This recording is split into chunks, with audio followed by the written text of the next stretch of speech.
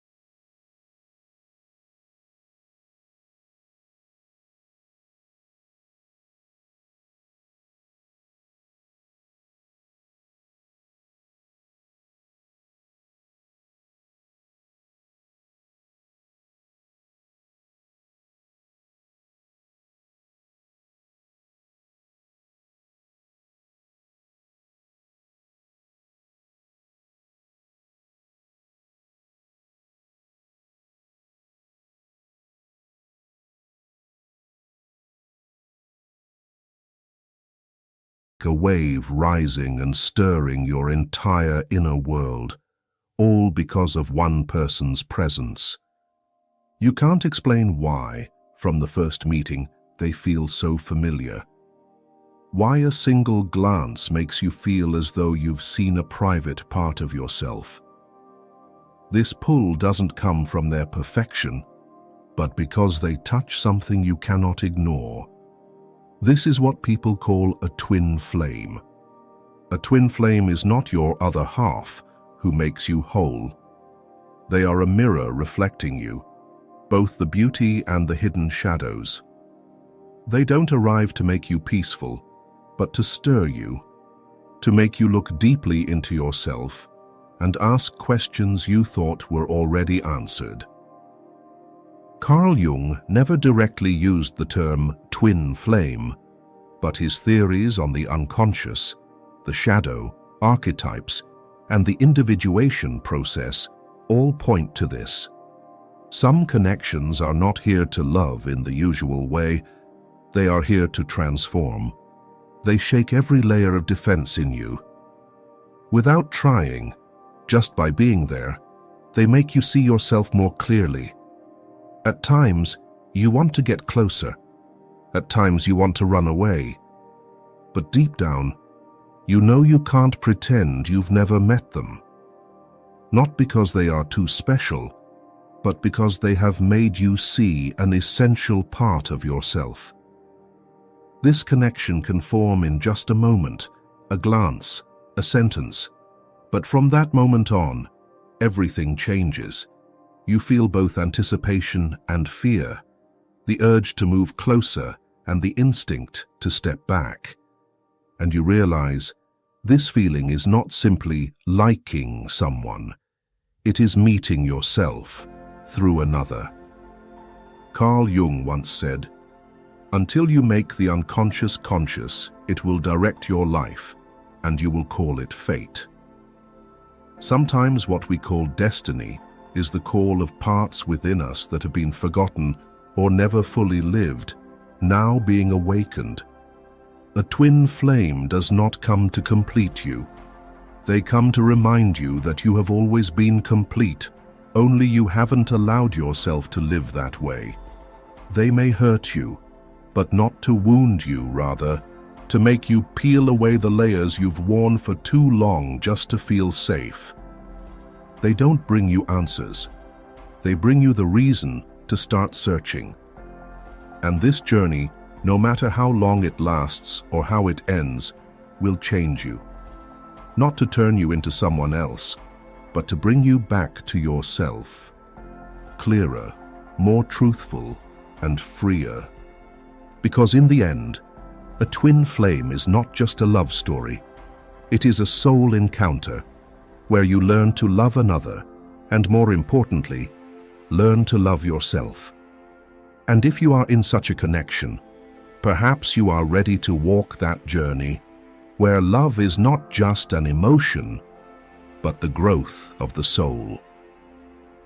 In the next part, we will explore the 5 most profound stages of transformation in the twin flame journey, the turning points anyone in this kind of love must face. Not to hold on to them, but to hold on to yourself. Number 2. The 5 stages of twin flame love. Stage 1. The soul's recognition, when the soul sees itself through another person. There are encounters unlike anything you have ever experienced. Not based on logic, not on shared interests, not on any reasonable cause. Yet from the very first moment, you feel as though you've known that person for a very long time, even if it's the first time you've met. You cannot explain that feeling with logic. You just know something within you has shifted. A familiarity, deep and undeniable, so real you cannot ignore it. Carl Jung called this moment archetypal recognition. At the deepest layer of the human psyche, he believed there are archetypal images stored in the collective unconscious. When 2 people share the same archetypal frequency, carrying a similar kind of inner energy, they recognize each other not through the mind, but through the soul. And that is when your soul recognizes itself through another person. Imagine there is a room inside you that no one has stepped into for a long time. Everything is still there, intact, but covered in dust.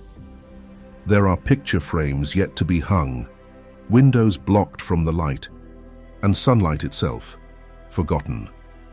Then one day, someone appears. They don't clean, they don't ask, they don't try to do anything. They simply step in, gently, as if they have been here before. And strangely, the room quietly lights up, not because they brought the light, but because their very presence reminds you this place is still alive, still beautiful, and worthy of being opened.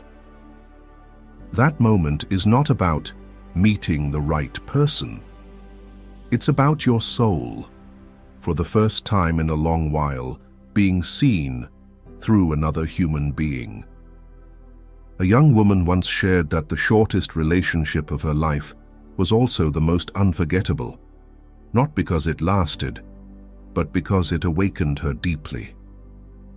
They met at a small gathering of mutual friends, spoke for less than an hour, but she left the party with a strange feeling, as if she had just met a soul deeply familiar to her, yet entirely unknown. Just a few days later, they fell into each other, as if there was nothing to lose. But that love was not comfortable. It was not the sweetness she was used to. It was like an electric current, awakening all the layers of emotions she had once locked away. Intense excitement,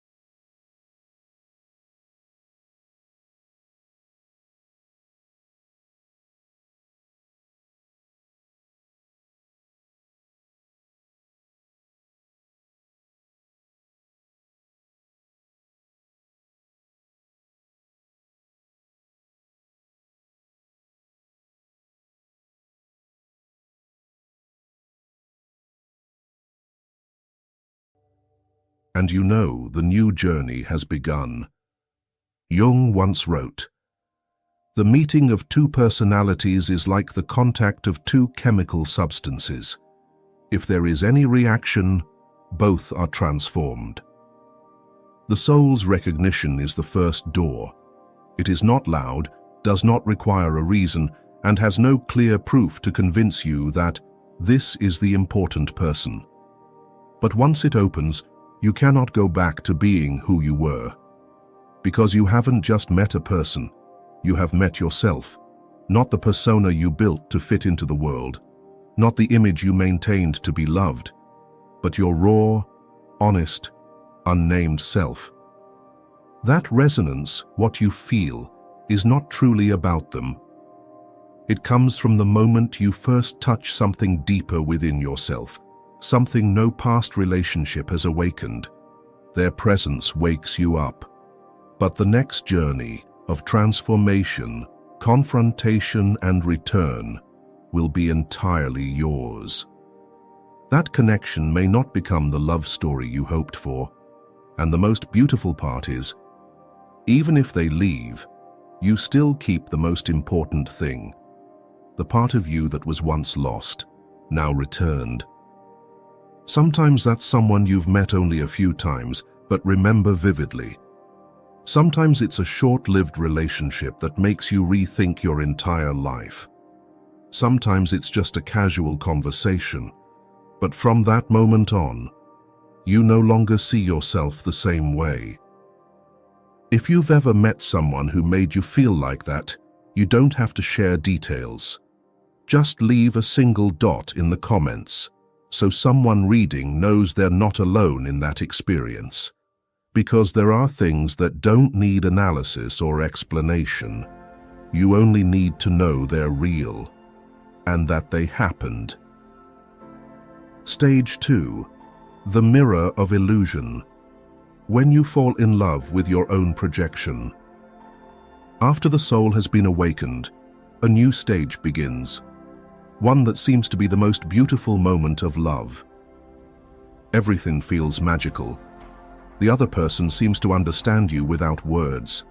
Every text message, every glance, every gentle touch makes you tremble. You believe you've met the right person. And this time, without a doubt, this is true love. But there is one thing Carl Jung once emphasized.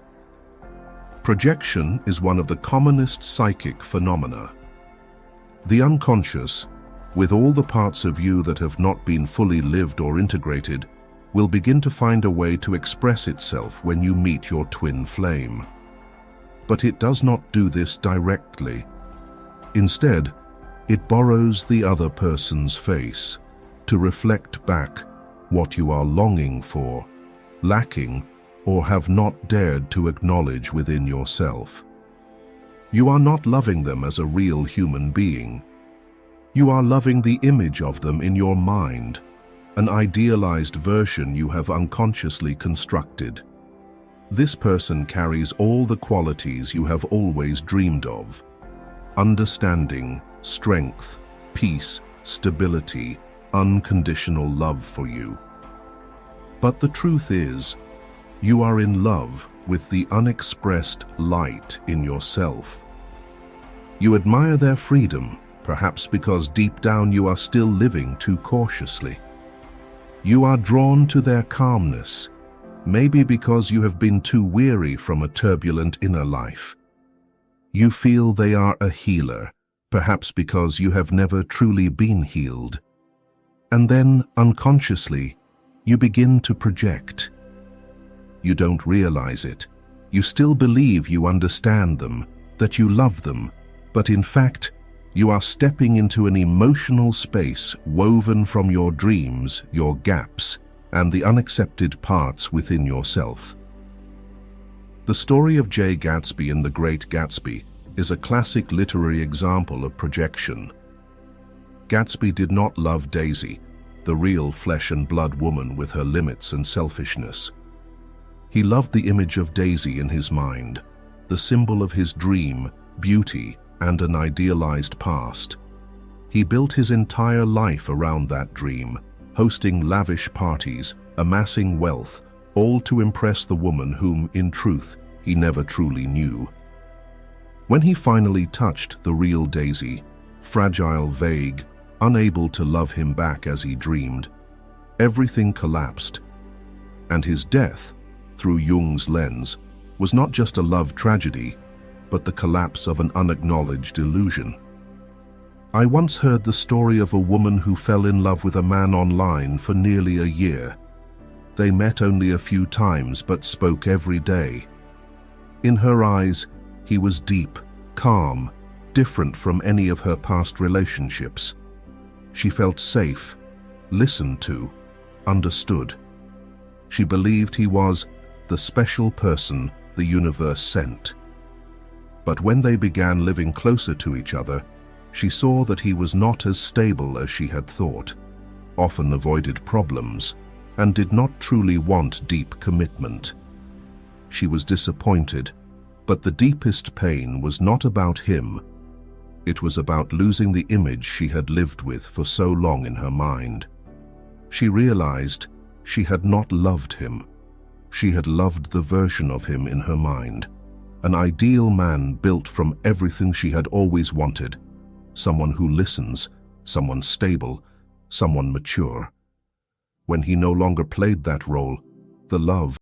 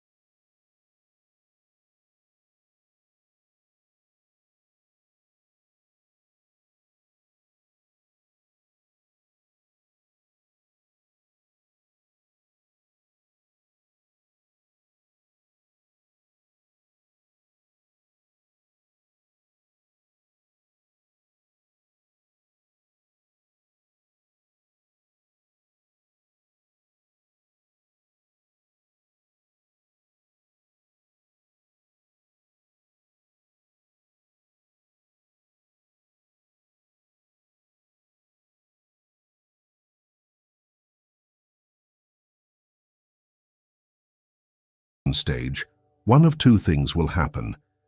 Either you leave because you feel they are not the same anymore, or you stay, but with eyes more awakened. And at this moment, you begin to understand that twin flame love does not come simply to make you happy. It comes to wake you up, to make you face the truth. And the first truth is, you cannot love anyone fully if you have not dared to see yourself honestly. When illusion dissolves, you may feel pain, but it is the pain of awakening. And here, the real journey is only just beginning. Stage 3. The fall from fantasy. When illusions shatter, and you must face yourself. At first, you believe you have found the great love of your life. Your emotions burst. The world suddenly feels more alive, and this person, even though you don't really know them deeply, makes you feel seen, understood, and loved without effort. You tell yourself, this must be destiny. But then, over time, the first cracks appear. Their patience starts to fade. Sweet messages become less frequent. Gestures that once made you feel loved turn into things you wait for in weary anticipation. You begin to feel disappointed, easily hurt, wondering, have they changed? Or, did I do something wrong? And sometimes, the answer is not about them, but about you. Because perhaps this is the moment you are falling from the dream you built yourself. Carl Jung called this stage disillusionment. But the truth is, you are not disillusioned with them. You are disillusioned with the image you once placed on them. A beautiful, perfect image, exactly as you longed for, but not born from their real self. And that is deeply painful. Painful not only because they seem different, but because you must face yourself, the disappointment of realizing you loved a version of them that never truly existed. A woman once wrote to the channel saying she had loved a man much older than her. From the first meeting, she felt drawn into his quiet, confident energy. He didn't talk much, but whenever they conversed, she felt as if she was touched at the deepest level of her heart. She thought he was mature, stable, and experienced. But after a few months of dating, she realized he avoided emotions, didn't want commitment, and often retreated into silence whenever issues arose. She was heartbroken. But what hurt most was not his silence. It was that he no longer matched the image of the steady man she had admired. And then she realized she was the one who had written that image. He had never promised it. Disillusionment is not a bad thing. In Jung's view, it is a necessary turning point for you to start seeing the real person, both theirs and your own. Because real love cannot grow in a space full of illusions. It only begins when you dare to walk through disappointment and stay with eyes cleared.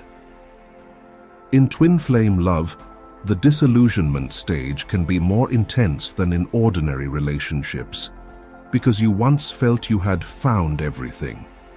You once thought, it can't be wrong, this person is the other half of my soul. But the higher the expectation, the deeper the disappointment. Not because they are bad, but because they are not who you imagined.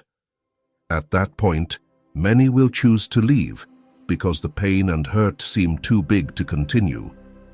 But there is another path, harder but braver, to stay, to learn to see them as they truly are, and to see yourself without the painted colors. Carl Jung once wrote, "Everything that irritates us about others can lead us to an understanding of ourselves." When you see them avoid issues, ask, what have I been avoiding in myself? When you feel they are not listening, ask, am I listening to myself? This stage is like a mirror, and if you are brave enough not to break it, you will see very real parts of yourself that you have long neglected. Not everyone is ready to go through this stage, because admitting you have loved a dream rather than the real person takes courage. It means discarding the beautiful image you worked so hard to build. You must admit, I don't really know them, and I don't fully know myself. This can make you feel empty, as if you have lost something important.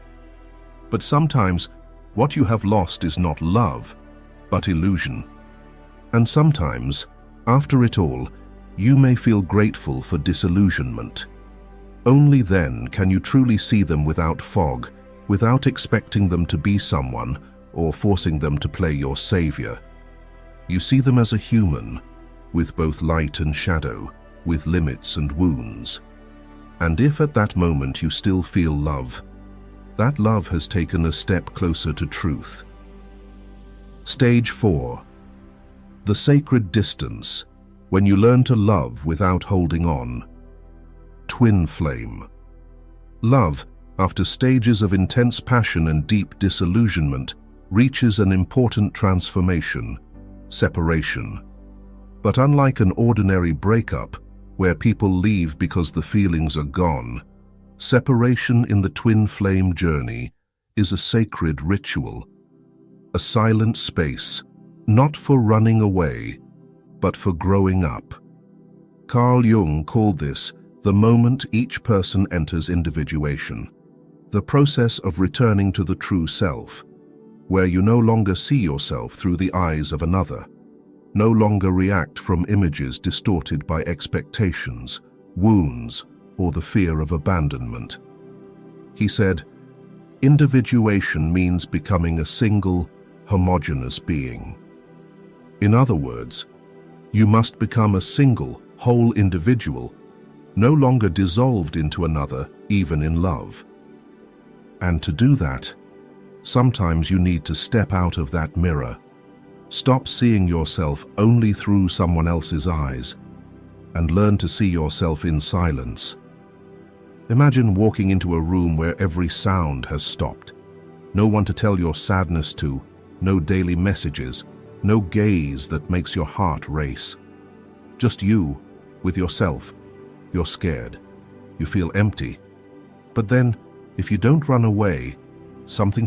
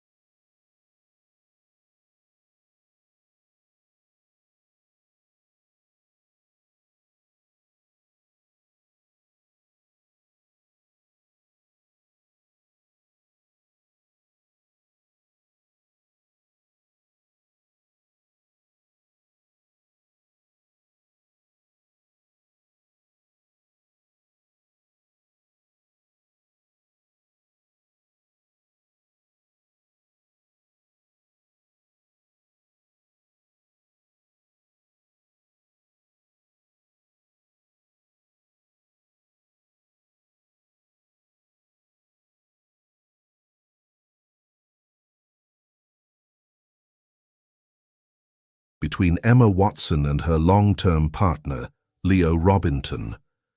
Despite media attention, they have always maintained a significant quiet space between their private lives and their love life. Emma once shared, "I need time alone to understand who I am, not as someone's girlfriend." This separation does not mean leaving each other, but rather both understanding that loving someone does not mean merging with them, but growing alongside them. Separation is the greatest test in twin flame love. Not to see if you can keep the other person, but to see if you can keep yourself. When you no longer have their presence to blame or to rely on, you finally look back. How have I loved? What have I neglected in myself? And what you find may make you cry. But it is that very thing that will save you. Carl Jung never saw separation as negative. In the collective unconscious, withdrawing into darkness has always been a necessary phase to prepare for a stronger return.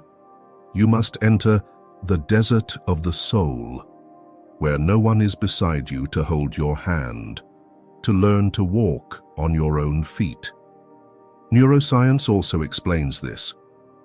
When someone experiences separation in love, the brain regions controlling habits and emotional reactions, especially the prefrontal cortex and amygdala, become highly active.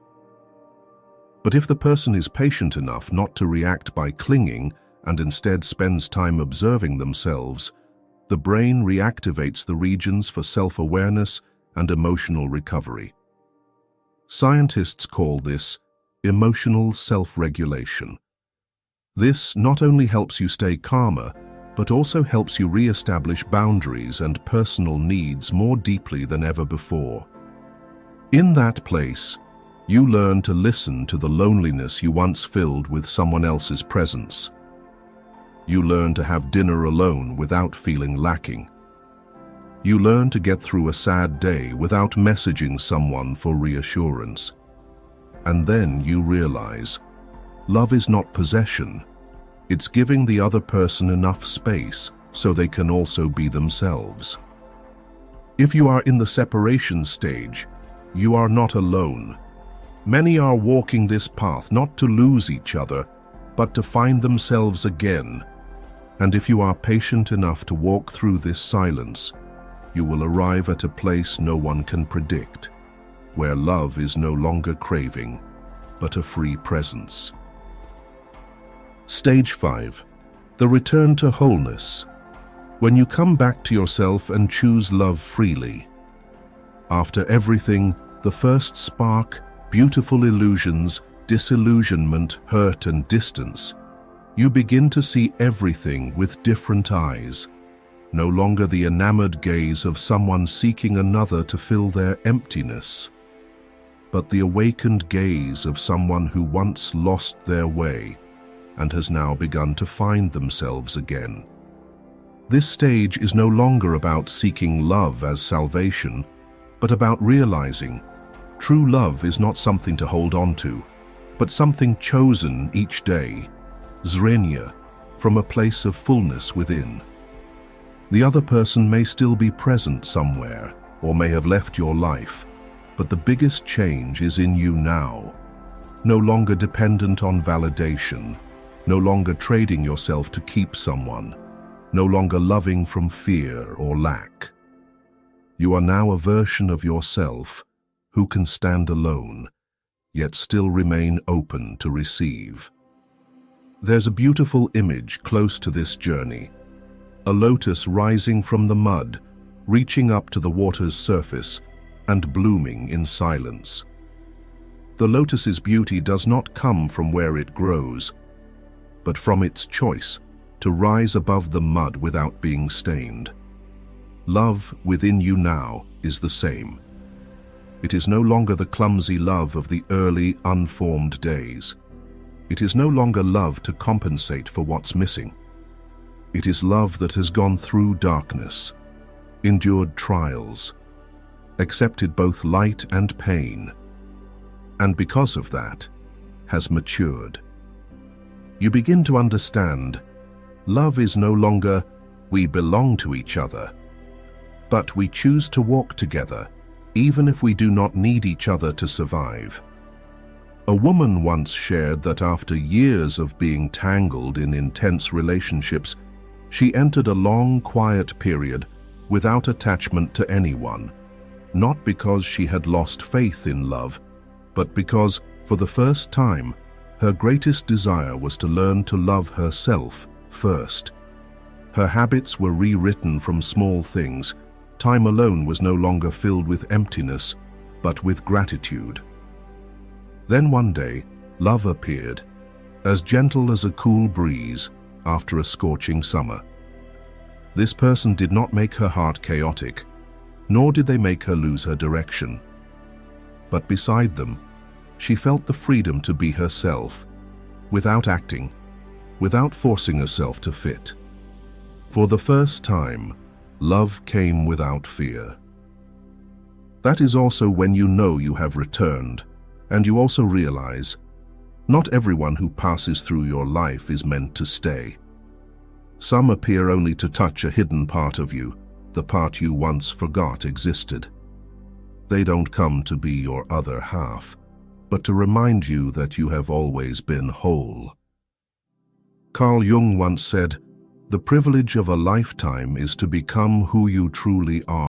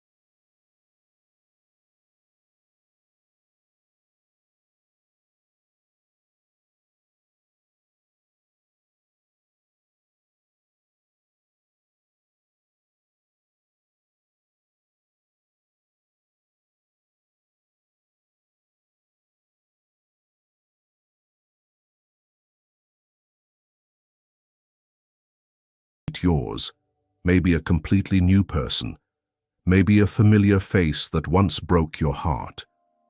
But this time, your gaze is no longer naive, seeing them as the whole world. You see them simply as a human being with all their beauty and limits.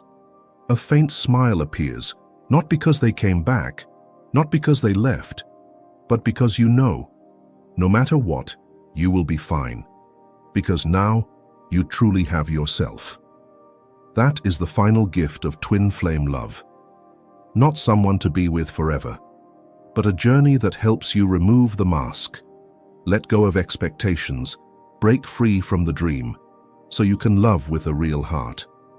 Not a heart needing someone to fill it, but a heart healed, full, and strong enough to love, without fear of loss.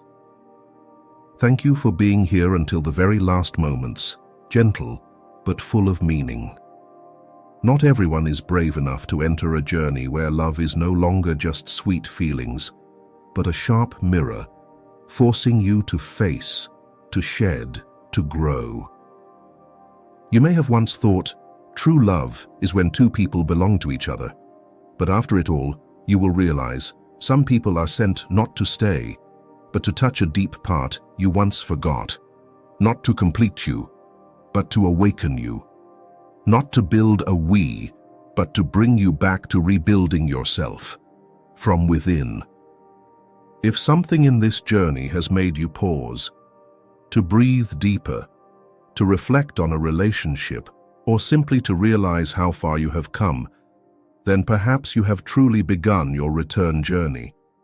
And if something touched you, don't forget to share it with someone who needs it, so they too may take one step closer to their truest self.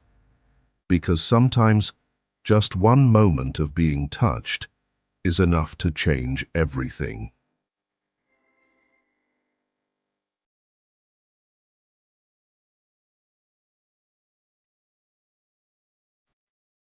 Have you ever done everything right just to be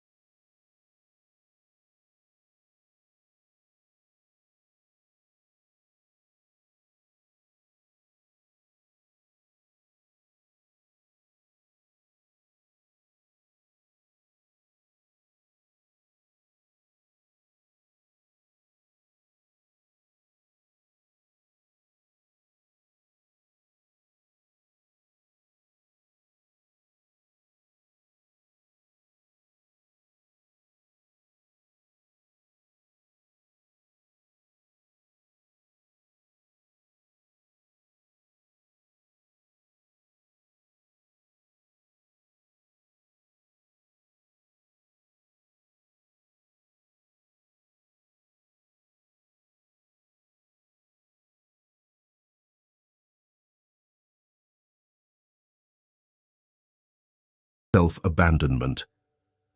We learn to please early on, from the expectant eyes of our parents, the praise of our teachers, the fear of not being loved, and the emptiness that followed when we disappointed someone. We grew up in environments where being good meant being obedient, self-sacrificing, and putting aside our true feelings to keep the peace. No one taught us that sometimes saying no is a sacred act of self-love. Carl Jung once wrote in Psychological Aspects of the Persona, "We cannot change anything until we accept it. Condemnation does not liberate, it oppresses. We cannot change anything until we accept it." And people-pleasing, that seemingly gentle, agreeable persona, is one of the most dangerous masks. It earns us affection, but we are never truly seen. People love the good image we present, but few ever know the storms underneath. When you first learn to say no, you may tremble. Your voice might falter, your hands may sweat, your heart may pound like you've done something wrong. But don't rush back to old habits. That moment is the tearing of the mask. It is the step outside the comfort zone, the zone where you've only existed as a version molded by others' expectations. No is more than a word. It is a declaration of honesty with your soul. Picture a young woman. After 10 years of being a wife, a mother, and a daughter-in-law, she barely knows what she likes or wants. She is always the one cleaning up after the party, putting her work aside for others, never complaining, because life means thinking of others. One day, a colleague invited her to a painting class in the evening. Her heart leaps, but her mouth starts forming the usual polite excuse. Then, like a dormant instinct awakening, she says, "I'll go. I need to do this for myself." In that moment, she steps into her real world, one where life is no longer about pleasing others, but about becoming herself. Jung believed that when we repeatedly reject our true emotions to please others, we push our authenticity into the shadow. In Ion, Researches into the Phenomenology of the Self, he wrote, "The shadow is a moral problem that challenges the whole ego personality, for no one can become conscious of the shadow without considerable moral effort. The shadow is a true moral problem, and becoming aware of it demands immense effort from the ego. In other words, saying no, being honest with your feelings, is a deeply ethical act, not selfishness, as we're often led to believe." Transformation doesn't happen instantly. When you say no to an unreasonable request, the other person may feel disappointed. When you walk away from a relationship held together only by your endurance, you might hear accusations that you've changed. When you choose honesty over charm, you may feel lonely. But in that silence, your inner voice becomes clearer. You begin to listen to yourself, to know what you need, to know what brings you peace. Another example comes from therapy. A young man lives with a chronic nice guy syndrome. He always says yes to coworkers, takes on extra tasks just to be recognized. He thinks it's diligence, kindness, but over the years, he has suffered from insomnia, chronic fatigue, and even signs of mild depression. During one session, he's asked to imagine saying no to his boss's unreasonable demand. He breaks down in tears, not from fear of his boss, but because for the first time, he feels he's worth defending. That is the moment of touching the shadow, where he had buried his fear of rejection and his false belief that his value lay in being liked. In truth, when we dare to say no, what we're doing is drawing a boundary between the self and the world, between what's expected and what's real. Carl Jung called this an essential act of individuation, so that your soul does not dissolve into the crowd. In The Undiscovered Self, he wrote, "A man who has not passed through the inferno of his passions has never overcome them. A man who has never walked through the inferno of his inner passions has never truly overcome them. And sometimes saying no is stepping into that inferno where you face the fear of being disliked, of being abandoned, but also where you find your strength, dignity, and freedom. Don't misunderstand. Living honestly doesn't mean being cold, selfish, or rigid. It means you stop unconsciously betraying yourself and start living from a deeper place, a place where true love is possible. Because love does not arise from endless compromise. It is born from the meeting of two real selves with nothing to hide. And remember this, every time you say no without guilt, you expand the sky of your soul. Every time you reject something that no longer fits, you hit reset on your understanding of love, connection, and worth. And in that journey, you are not losing love. You are relearning how to love yourself rightfully and completely. Because as Carl Jung said, the most terrifying thing is to accept oneself completely. The most terrifying yet most liberating act is to accept oneself fully. And perhaps saying no when it matters is one of the first courageous steps toward that acceptance. Number 2, from roles to essence, you remove the mask and begin to live truthfully. Following the moment you learn to say no without guilt, something strange begins to happen. The roles you've played in life start to crack. You no longer smile to hide exhaustion. You no longer nod when your mind wants to turn away. You no longer fit into expectations that have become too tight. This is the moment you begin to take off the mask, the one that once helped you survive, be loved, be accepted, but now has become the most subtle prison for your soul. Carl Jung called this mask the persona, the part of you that you show to the outside world to fit in. The persona is a tool to make impressions, but it also hides your true self. It is not inherently bad. At certain points in life, it is necessary. But if you live too long inside it, you forget who you are. It is hard to realize you're living a role when everyone praises you for being competent, kind, and likable. That is the trap of the persona. It earns applause, but at the cost of authenticity. A man who is always the strong pillar may secretly collapse each night. A woman seen as perfect may no longer know what she enjoys beyond making others happy. Are you living such a role? Pause for a moment and ask, who is living this life, the real me, or the version others need me to be? The process of shedding the persona is not gentle. It is a shedding of skin. And like any creature that has just broken free from a shell, you will feel exposed, vulnerable, and lost. Relationships built on your old version will begin to shake. Some people will say, "You've changed."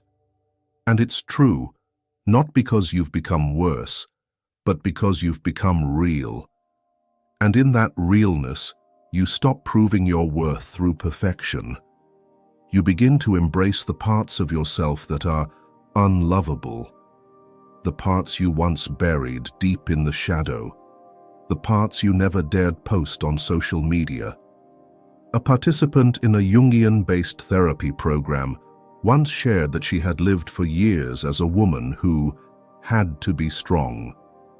As the eldest daughter, the model employee, the person who never complained. She thought that was a strength until she was diagnosed with high-level anxiety disorder. In deep therapy sessions, when asked to speak the words she had never said aloud, she cried like an abandoned child. In that moment, she was no longer performing. She let her real self breathe, tremble, and be imperfect. That was the moment healing began.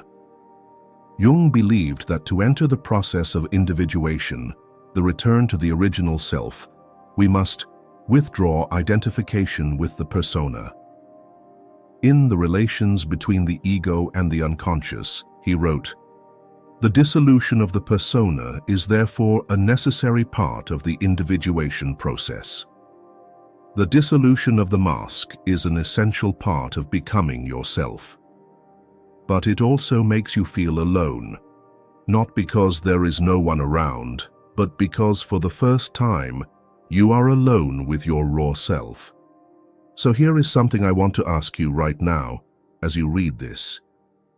Have you ever felt like you were acting in your own life?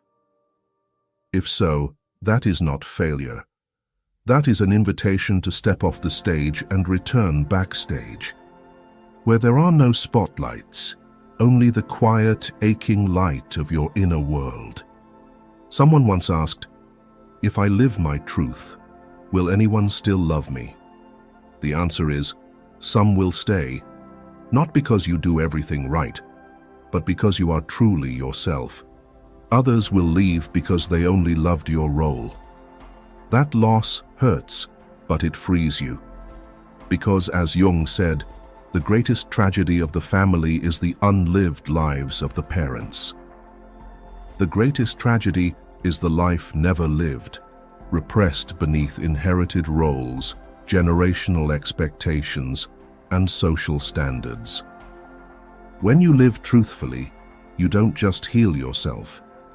You begin to heal the generations before you, those who never dared to cry, never dared to say, "I'm tired," dared to take off their mask in front of the mirror.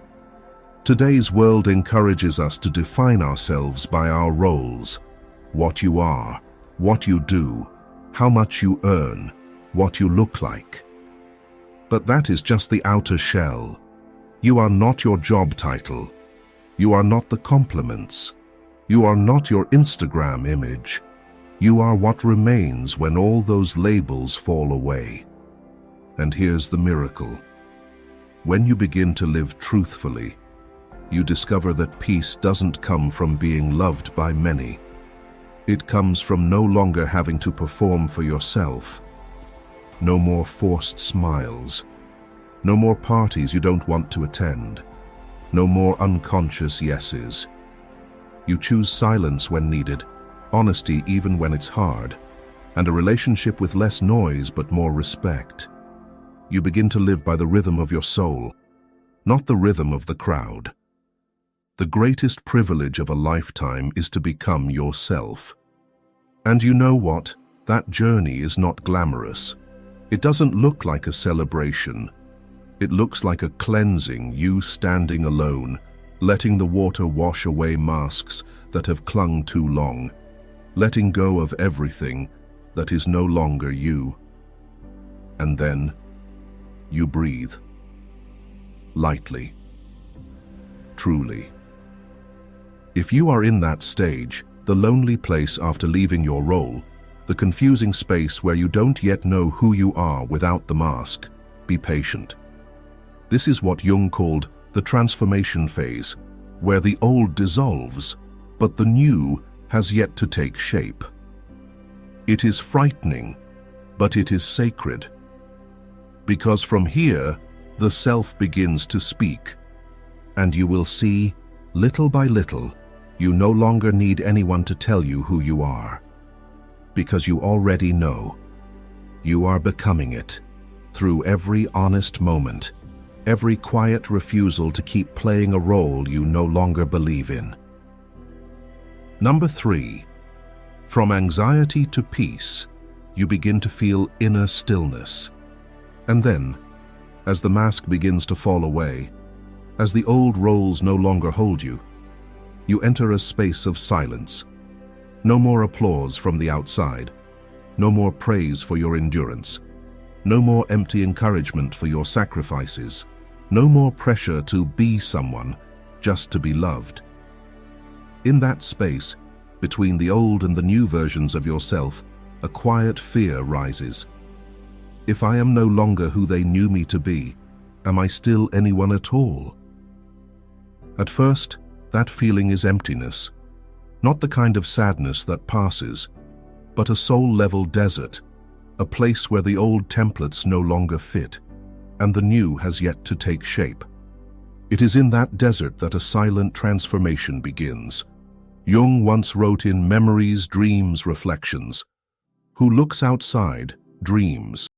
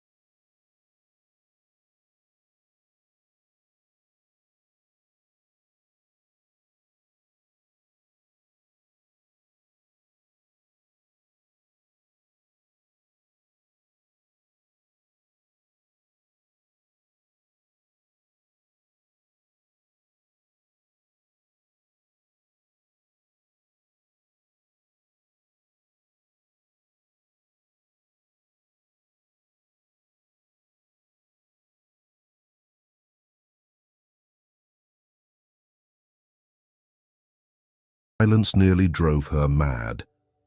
But then, she started writing journal pages she never thought she'd have time for. She listened to old songs she once loved as a young girl. She went for walks without having to report to anyone. And slowly, in that seemingly terrifying solitude, she heard a voice buried for too long, the voice of a real life, one not tied to a role or a name. Are you in that phase now? When you stop trying to be loved by someone else, you begin learning to love yourself, quietly and steadily. And here's the strange thing.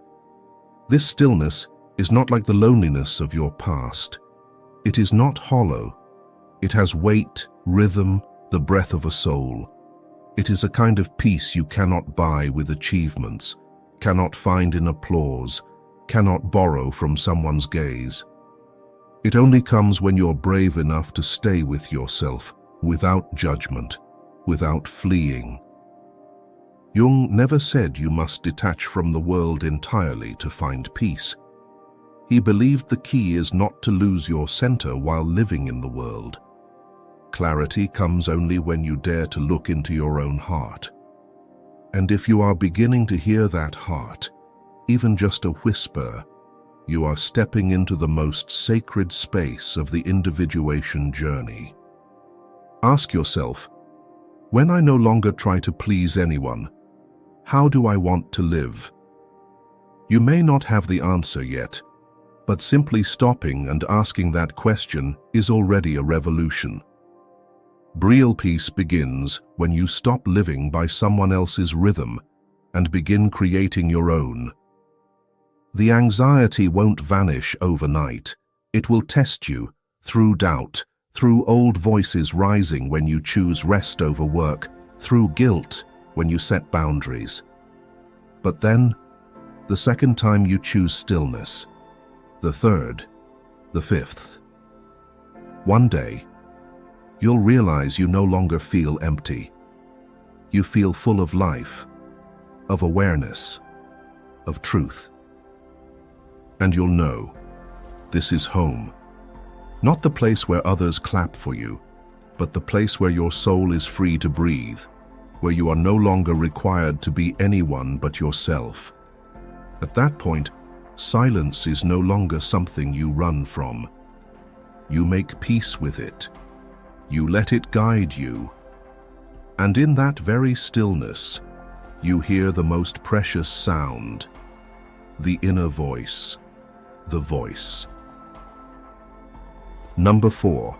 From bondage to liberation, toxic relationships dissolve on their own. And as peace begins to take root within you, like a long-awaited exhale after years of holding your breath, you'll notice something else, subtle yet inevitable. Some people begin to drift away, not because you did anything wrong, but because your new energy no longer aligns with old attachments. It might be a childhood friend, a long-term partner, or even a family member. They don't vanish overnight. They grow distant, uneasy with your transformation. And one day, you realize they become part of your memory. Their departure is quiet, but it leaves a deep echo in your soul. This is one of the hardest parts of choosing yourself. You can no longer maintain relationships that were built on one-sided sacrifice. You used to compromise, yield, and do everything to keep the peace. You tolerated being dismissed. You accepted being taken for granted. You clenched your teeth and endured it all for the sake of harmony. But now, as you learn to listen to your inner voice, you begin to see that what was once called love was an unconscious contract, where you had to play a role just to avoid being abandoned. Carl Jung called these entanglements unconscious contracts, invisible agreements signed in childhood without your awareness. The suffering doesn't come from the past itself, but from continuing to act out patterns that no longer serve who you are now. These contracts are usually signed with guilt, fear of abandonment, or the false belief that I must carry everything to be worthy of love. I remember a woman in her 40s who once described her marriage as stable enough not to break. Every day she quietly endured an emotionally absent husband. They lived like two shadows under the same roof. When asked why she didn't leave, she replied, "I don't want my kids to lose their father. And I keep thinking, if I just try harder, he'll change."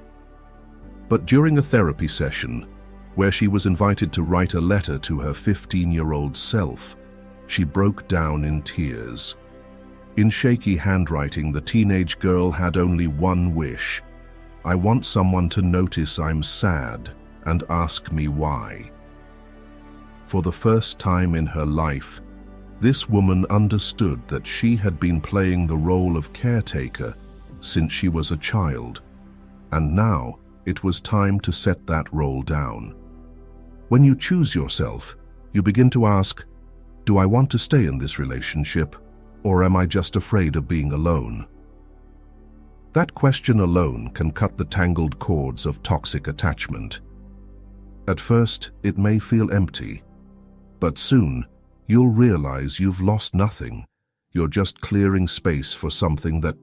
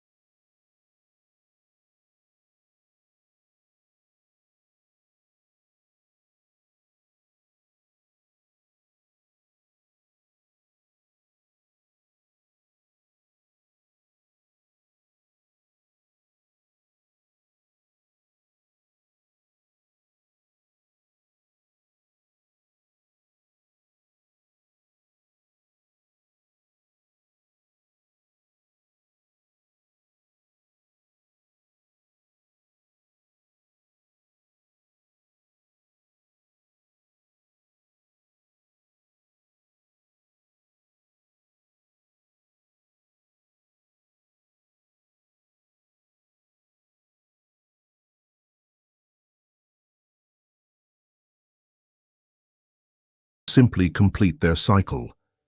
And the tree, which is you, now has space to grow new buds, to welcome connections that are more respectful, more aligned, more true. When you choose yourself, you send a signal to the world that says, I am worthy of unconditional love. And the world, in its strange way, begins to answer with things you never dared to hope for. And what about you? Have you ever had to leave a relationship just to save yourself? If you want, share your story below, even just a line. Someone reading it might feel a little less alone, because we are all learning how to return to ourselves. And you are not alone on this journey. Number 5. From repetition to creation, you become the true creator of your life.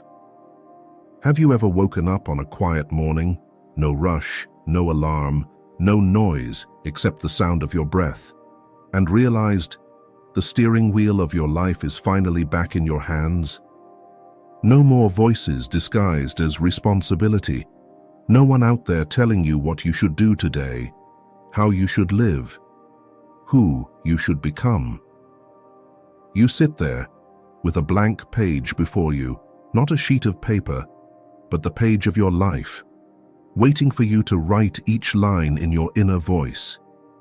And even if the pen in your hand trembles, even if your first words feel clumsy, the fact that you are holding the pen, that you are the one creating, is already a revolution. That is the moment you stop repeating. You begin to create.